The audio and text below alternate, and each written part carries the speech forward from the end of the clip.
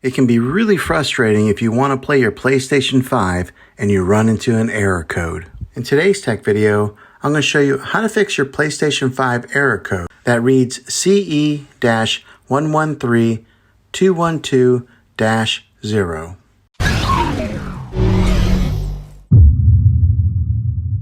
I'm going to show you a few different things to try to help you get your PlayStation 5 back up and running again. The first method is the easiest one to try, and that's to unplug the PlayStation from the wall outlet and wait 60 seconds. Now don't be impatient here, wait the whole 60 seconds, then plug it back in. If your PlayStation is working again, great. If not, let's go ahead and move on to the next method. Find your router or modem that is giving you Wi-Fi and unplug that for 60 seconds. Then plug it back in. You have to wait a few minutes for it to connect and get back online, but when it does, check your PlayStation then and see if it works. If it doesn't, let's go ahead and move on to this next method. We are going to do a reset of your PlayStation 5, which means that you'll have to log back in with all of your credentials afterwards, but it'll be an important troubleshooting method. Press and hold the power button on your console and wait until you hear 2 beeps, then release it. Next, connect your PlayStation 5 controller using the USB cable. Then press the PlayStation button that's in the middle of the controller. You will get a menu that'll pop up and you'll want to go to option number 6, which says Reset PS5. Hopefully, this fixed your problem. If this video was helpful, go ahead and click a thumbs up on it. Go ahead and subscribe to my channel. I make tech videos all the time, and I would love to have you back in the next one. Take care.